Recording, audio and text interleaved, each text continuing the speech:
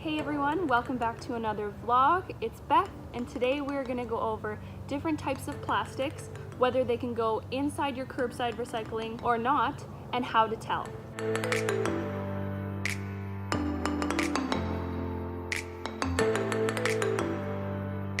Remember, there are other items that can go in your curbside recycling as well. Today I'm just focusing on the plastics. And while I'm talking about plastics, I'll be sharing common examples, but this list is absolutely not all-inclusive. Some common plastics that can go in your curbside recycling are hard plastic containers, plastic bottles, plastic jugs, plastic pumps that come on top of soap, and plastic cups and lids. There are two different questions we're going to ask ourselves to figure out whether the plastic can go inside your curbside recycling or not. Number one, is it a stretchy plastic or is it a crinkly plastic? And number two, is it plastic packaging or is it a plastic product? First, we're going to talk about stretchy plastics. All stretchy plastics must be brought to a depot if you want them to be recycled. These plastics are not accepted commingled in your curbside recycling because they can damage important machinery at the sorting facility. Some examples of stretchy plastics are grocery bags, bread bags, overwrap that you see on flats of pop cans and water bottles, and produce bags. There are three different ways to check whether something is a stretchy plastic. Number one, is it made of only one material? If you can see that it has multiple layers of different materials to it, it is not a stretchy plastic. Stretchy plastics consist of one type of material. Number two, can you push your thumb through it? Even tougher overwrap on pop bottle flats will still give a little bit when you push your thumb through. Number three, does it have handles or is it used for carrying? Such as produce bags are used for carrying produce. Next, we're going to talk about crinkly plastics.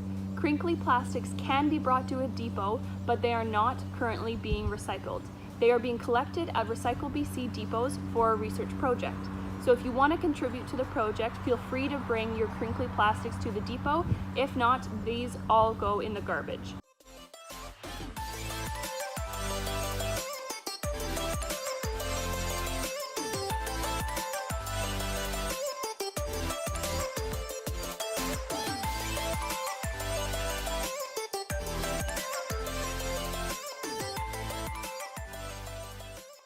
It's important to note these plastics have never been recyclable. Some examples are chip bags, granola bar wrappers, bags with zippers, plastic net bags. There are three different ways to tell if something is a crinkly plastic.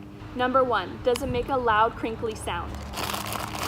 Number two, is it made of multiple layers? If you can see that it's plastic on the outside but foil lined on the inside, it's clearly made of multiple layers of material. That makes it a crinkly plastic. And number three, does it have a zipper, such as Ziploc bags or bags you buy frozen fruit in?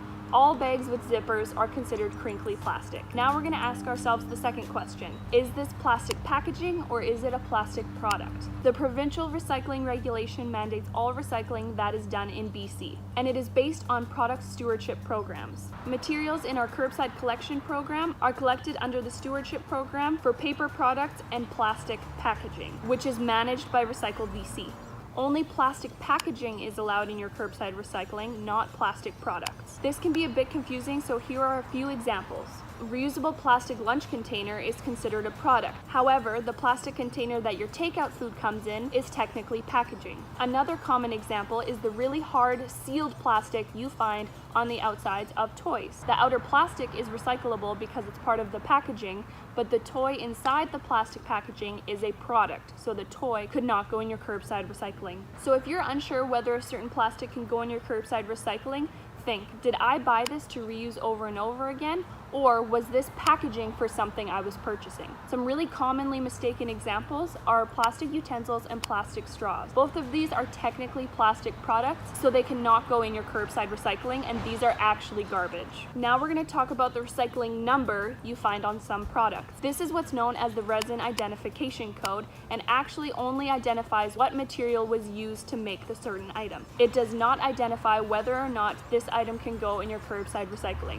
Recycling in BC and Abbotsford has changed a lot over the years, and now we do not use these numbers or these symbols to identify whether something can go in your curbside recycling. The reason for that is lots of items that can go in your curbside recycling do not have this resin identification code. Similarly, lots of items do have this resin identification code that cannot go in your recycling. In general, it is better to avoid the number altogether and think more about product versus packaging. For example, big Rubbermaid tote storage bins have that resin identification code on the bottom, but they are technically a product and cannot go in your curbside recycling. I hope these tips help you figure out whether a plastic can or cannot go in your curbside recycling. If you're ever unsure about a certain item, be sure to type it into our waste wizard. You can either find it online or through our curbside collection app, and it'll tell you exactly where the item should go.